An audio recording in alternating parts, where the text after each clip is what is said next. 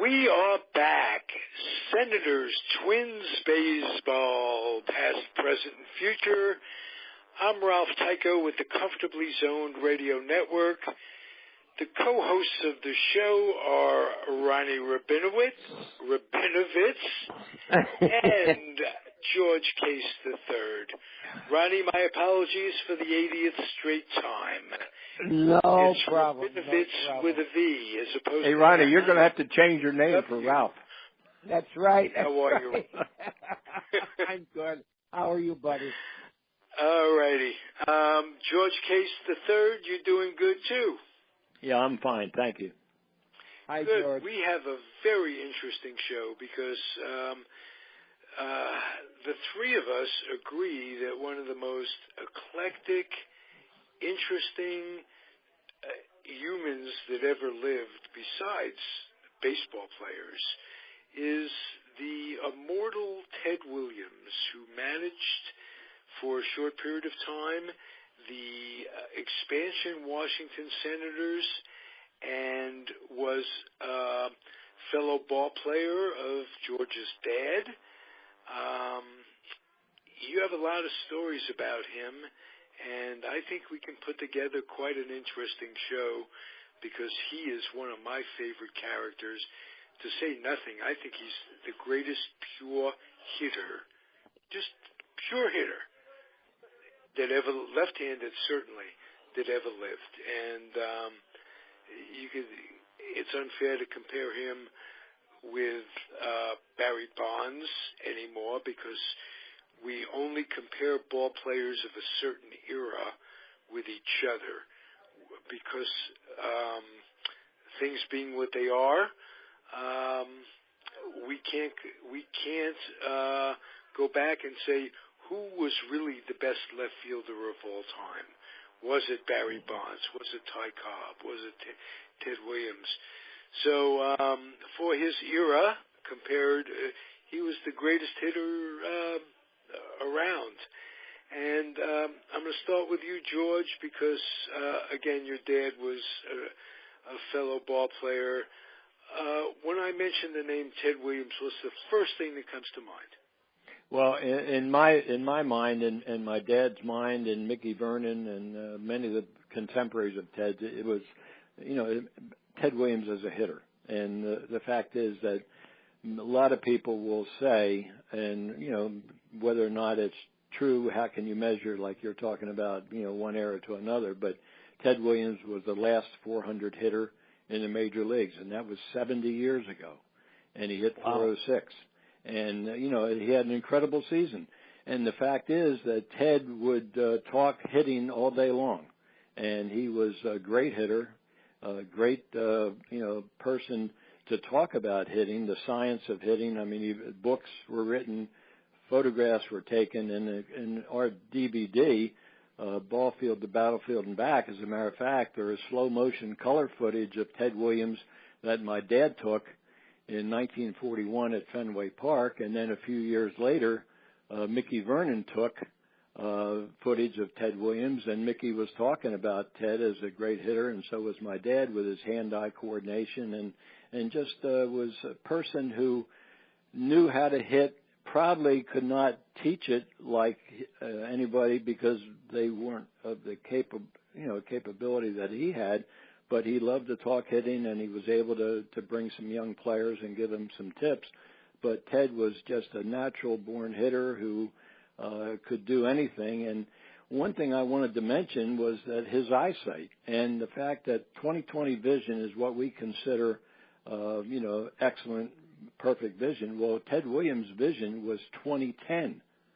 So he was able to pick up the spin on a baseball when it was leaving the pitcher's hand much quicker than any normal human being. And there's very little time between a pitch leaving a pitcher's hand and getting to the batter.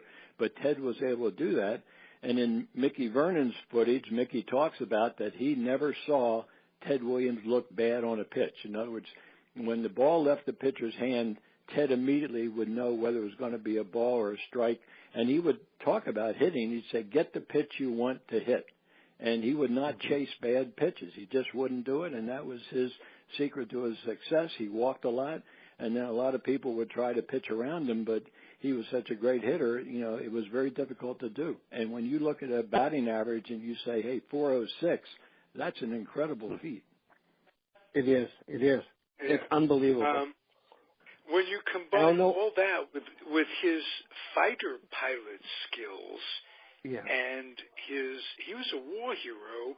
And yes, he was, Ralph. He actually fought in 2 wars, which a lot of people, they think about Ted Williams and the greatness, but he lost actually 5 seasons to military service, 3 years during World War II, and then 2 years during Korea. And in Korea, he was in actual combat. He was a jet fighter pilot, was almost shot down. His wingman was, believe it or not, was John Glenn, the astronaut. Yes. And no kidding, huh? I didn't realize that. Ted's hand-eye coordination, that's what my dad always said. He said he was so great, and there's some other things we can talk about, not part of baseball, but some of the other things that Ted did in his life. But his skills with his hand-eye coordination certainly were beneficial to him as a fighter pilot trying to make split-second decisions during, the Korean War. And in World War II, Ted was actually a Marine Corps fighter instructor, and he was instructing pilots on the techniques and so forth that had to be done during World War II as a Marine Corps pilot. So he was a wingman in Korea with Glenn. John Glenn was his wingman, and yes, and John Glenn and Ted Williams. I think it was the other way around. I think Ted Williams was John Glenn's wingman. Well, they were in the same squadron. Whether or not who's a wingman, I don't know. All I know is that Ted and John Glenn developed a lifelong friendship following Korea because of the fact that they both faced combat, and Ted almost lost his life. He had to crash land, his jet fighter after being hit by enemy gunfire. Right. Wow. A true hero, a John Wayne type guy. Bigger than life. Yes. He'd walk into a room and just own it, no matter who was in it. Any picture that you see with him in it, you automatically go with a whole bunch of ball players. Your eye goes to him. He was an iconic character. Right, and, he was. I talk about some of the things your dad told you about him, if you would, George. Well, the one thing I would like to mention, because my dad always talked about it, and it was a funny little story. When my dad was in his prime and Ted was in his good years in the 40s, early 40s, my dad had a good friendship with Ted, and Ted Williams once said to my father, he said, Casey, if you had my bat and I had your feet, in other words, your speed, they'd never get us out. And my dad used to laugh about that because Ted was a great hitter like we talked about, but in the outfield, he was not a great outfielder. He didn't have a lot of speed. And he used to actually, if you'd ever see some old footage of him at Fenway Park or some other of the ballparks during that era, he'd be out there in left field, practicing his swing. He wouldn't be studying the hitters. He'd be practicing himself to try to improve himself. So he used to laugh with my dad because Ted said, hey, I'm a great hitter, no question, but I just don't have the speed. And Casey, if you had my bat and I had your foot, nobody get us out. Right. And that 406 average, do you think we'll ever see that again? I personally don't. I don't, Ronnie, I don't know because I don't follow the game as closely as I used to. But I think when you consider, it's a good standard of measurement for a ball player in the major leagues is to be a 300 hitter. Well, here's a guy who's a 400 hitter. Right. I think there's two records that'll never be broken: his batting average and Joe DiMaggio's 56-game streak. Right, and they were both the same year, 1941. Right. Unbelievable. I don't know if those are attainable. Was it Halverson who wrote a book about that one year? that stands out in my mind? Well, there's a couple books. The one I have, matter of fact, I have it right in front of me by Halberstam, which is called The Teammates, which is about later in life with Ted Williams and the three other players that he always called my guys, and that was Bobby Doerr, Tom DiMaggio, and Johnny Pesky. And it was all about their visits to Ted Williams when Ted Williams wasn't feeling well the last couple years of his life. And it's all about, they're growing up together in the Red Sox organization, being great teammates.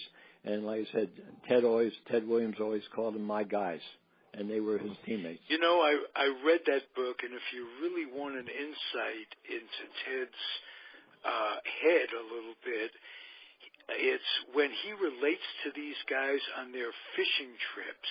Right. Is that incredible writing? Ted was a loner.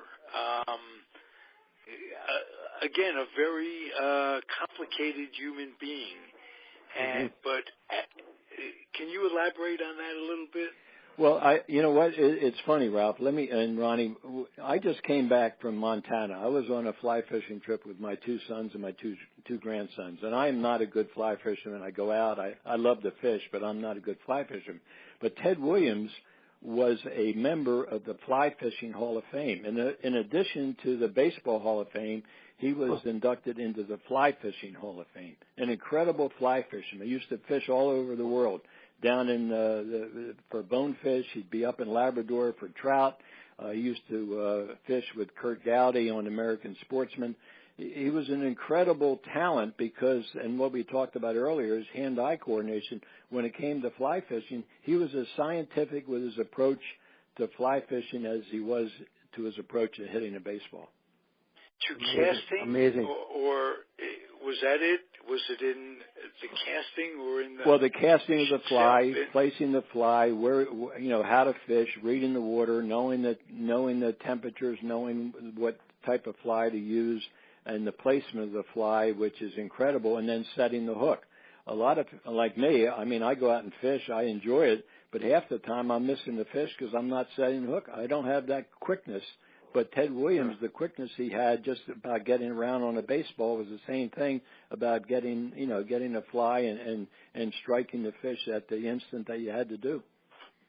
Amazing. Amazing. I don't know if it's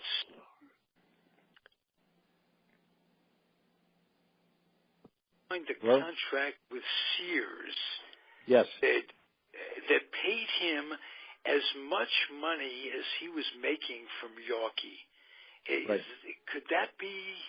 Am I exaggerating that in my memory? No, I don't know how, Ralph. I don't know how much it was, but let me tell you a quick story. I've got so many damn stories I could talk about for days on end. But I was out at a sporting goods show when I was in the athletic footwear business about maybe 35 years ago, and we were out at McCormick Place in Chicago, and Ted Williams was out there to represent Sears because he had an endorsement contract with Sears, a whole line of Ted Williams outdoor equipment, fishing rods, fishing boats,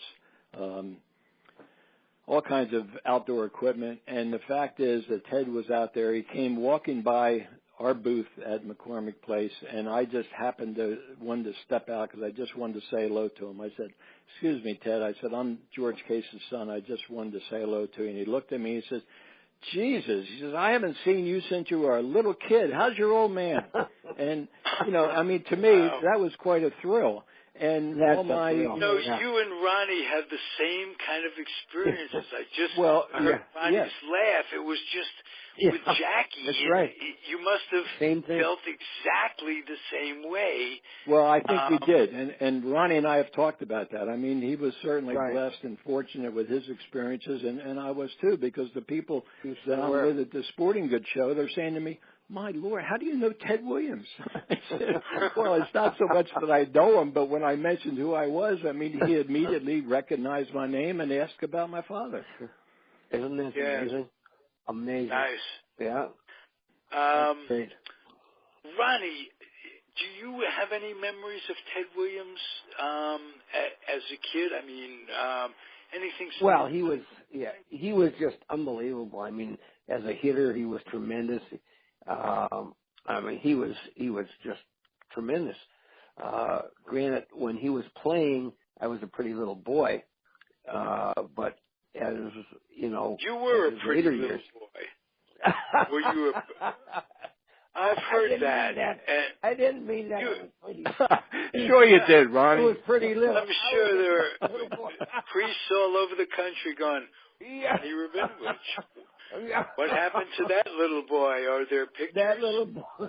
Yeah, right, exactly. He was pretty. I was pretty. I know you were pretty little. That's what you were. I was pretty little. That's right. Okay. I have to clarify that. This is not that kind of show, ladies and gentlemen. That's right. Will be to be thrown off the internet because Ronnie was pretty at this stage of it all. And a little boy. It would be a shanda.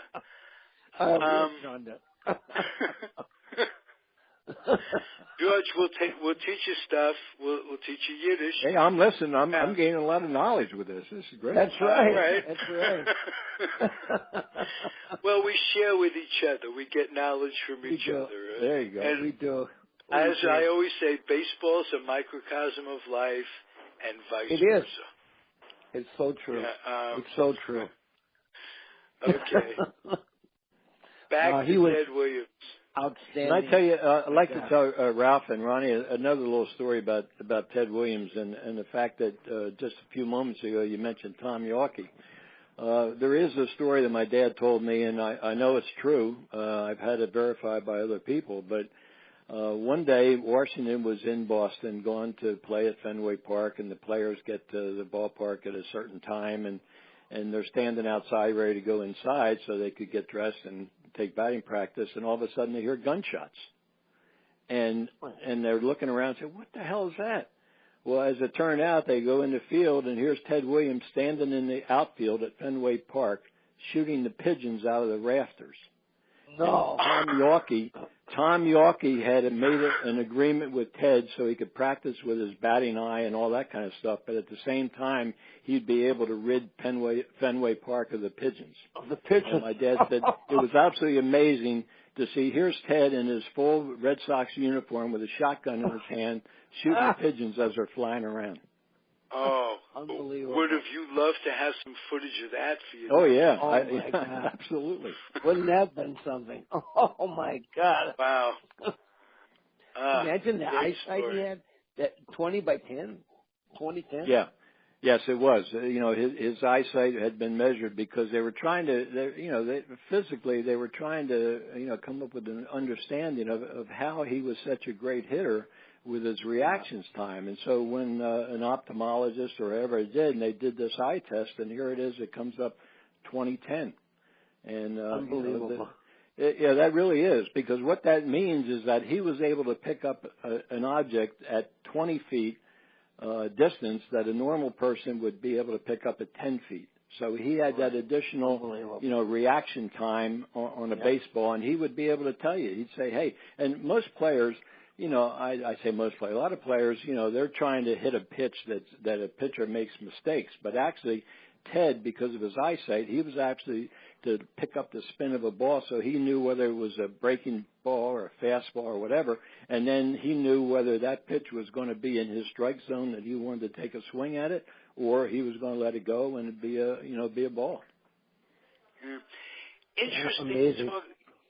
Talking about the science of hitting, which is a very esoteric, complicated book for an amateur fan to read. Unless you were raising a kid to be a ball player, right, or getting into the game itself. But he wrote another book. It was earlier on, and something like My Life in Baseball, or this, that, and the other thing. Right. And he was such an exacting man. He talked in that book about the fit of his baseball cap.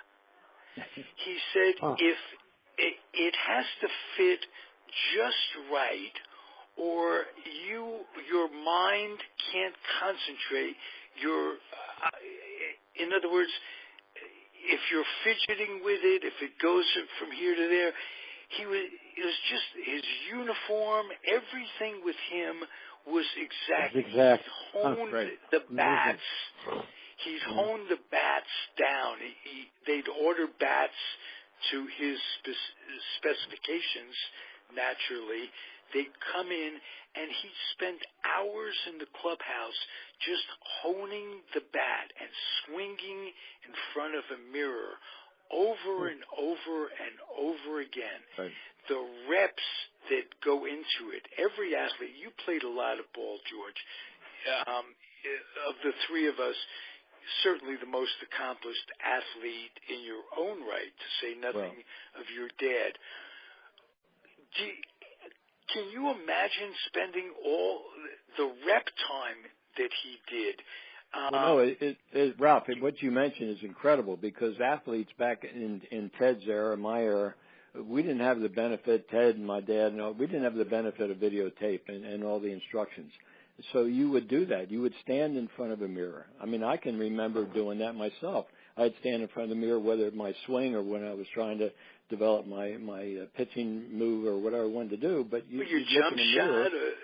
You would look in the mirror and then you could analyze what you were doing. So in other words, today they have videotape and they'll play it over and over again and they'll slow it down and that kind of thing. But back when Ted was doing it, I mean, the repetition is incredible.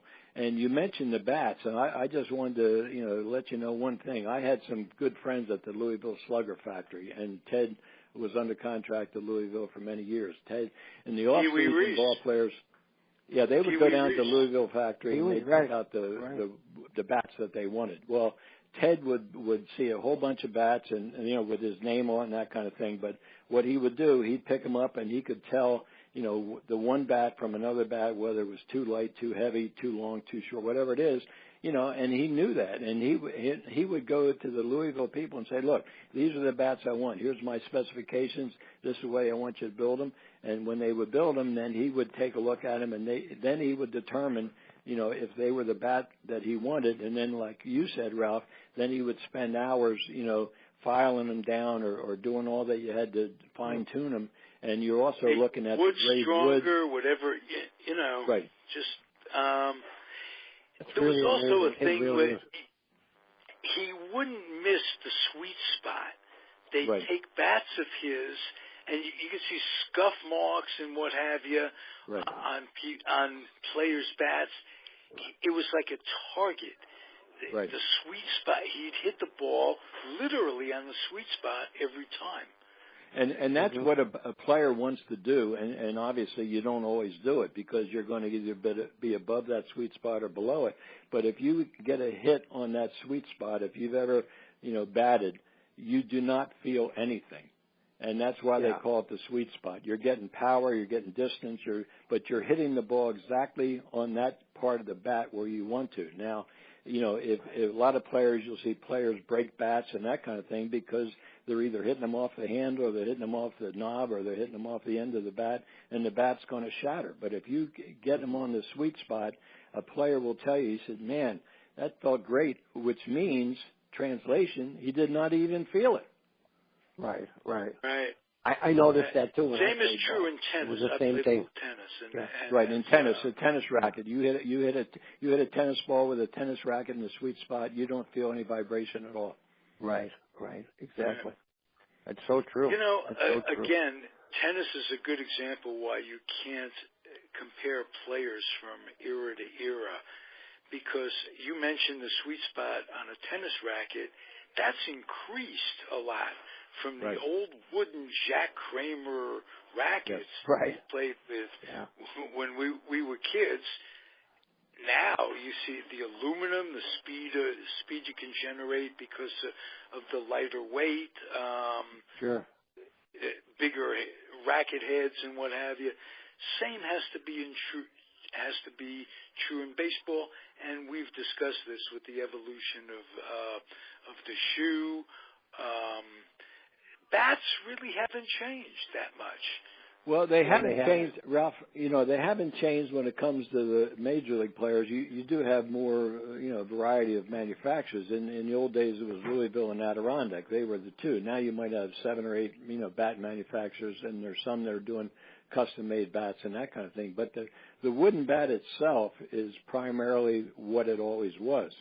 But when you look at, the college ranks, when you look at high schools, Little League, Babe Ruth League, whatever, the kids are now using aluminum bats and composite metal bats because there's no breakage, and the fact is that it's a much more economical situation where you might pay, say $150 or $200 for a bat, but you're going to have it the entire season.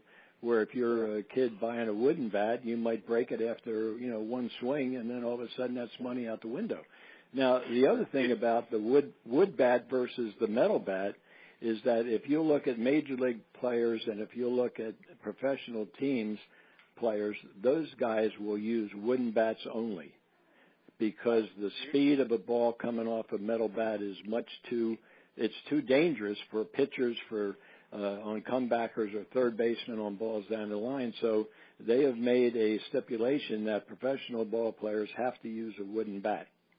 And now there are college leagues that are called wooden bat college leagues, where if a young man is interested in pursuing a professional baseball career, he will go and play in a college wooden bat league because there's a totally different feel if you're a college player playing with a metal bat that you might have started playing when you were 10, 11 years old, and all of a sudden you want to be a professional, and now you've got to use a wooden bat. Two totally different ways to hit baseball. For the scout, to be able to scout a kid, right. an amateur, right. with a wooden bat is a tremendous advantage. Oh, advantage, sure. Yep. Buck O'Neill used to have a wood bat tournament in Kansas City. I was there one time. I met Buck a couple of times. Yeah, he had a wood bat tournament, and it was really fascinating. It was terrific. He was such a great guy. Oh, my God. Was he something? What an ambassador to baseball. Well, that's interesting, Ronnie. I didn't know that they... George. Yeah, I didn't know they had that out there, but I know there are a lot of wooden bat leagues here in the East, in the Washington area, up in Cape Cod, Massachusetts, and there's a lot of young college players, and that's what the scouts, like Ralph would say, the scouts will encourage them to go into a wooden bat league because then they can better ascertain their ability as a hitter. Right, yeah. I mean, we always had wood bats when we played ball. There was no aluminum bats. Oh, yeah. When I was a kid, I've we were all proposed this to a scout. As much as scouts use college baseball as a minor league, they ought to finance wooden bats for these colleges. And they should. I agree. Do away with aluminum. I live in Northern California. I live real close to Cal and Stanford, and I love to go out to college baseball. But I'll tell you, the sound that you hear coming off the bat, that ping, it just you have the ping. You have the ping rather than the crack of the bat. Right, exactly. And it just after 2 or 3 innings, you're going, wow, I don't like that. It's just no. It's not real. So for the fans, it doesn't sound the same. No. Yeah, more so for the 2 reasons. You say it's dangerous for a pro player to hit a ball with an aluminum bat because it goes so fast. Hey, these college ball players, they're just a hair's way away from being pros at sometimes. Right. It has to be dangerous for them too as well. Sure it does. I think it is, Ralph, and I think you've hit upon a good thing. I don't know how that happens or what needs to be done, but I think that a lot of college coaches, administrators, and so forth, if they were able to get some financial assistance in some way, they would probably prefer to go back to a wooden bat. I mean, I know it's strictly an economic situation right now where, they can get 10 or 12 or 15, metal bats as opposed to buying 6 or 8 dozen wooden bats for the season. Hey, listen, and I know that there is so much money, what with TV and advertising in MLB, when the minimum salary for a rookie being called up is $500,000 a year. Yeah.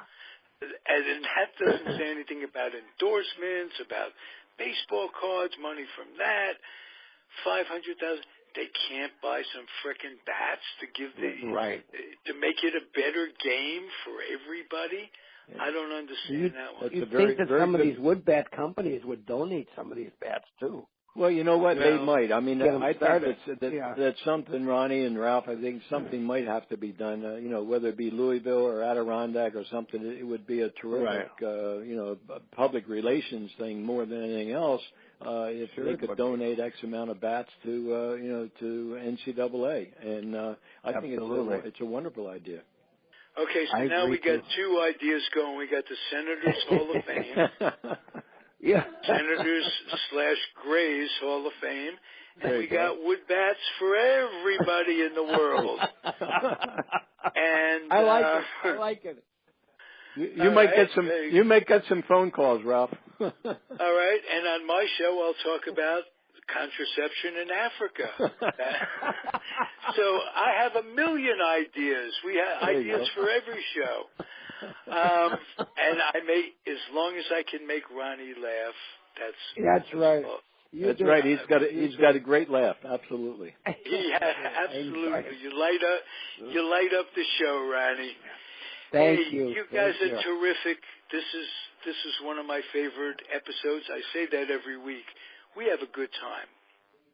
We do. And I enjoy it. I enjoy it. Thank you, George Case III. Thank you, Ronnie Rabinovitz. And everybody out there, keep on keeping on. We'll catch you next week. Right. Thank you. Bye, everybody. Thanks, George. Yep. Bye, Ronnie. Bye, Ralph. Bye-bye.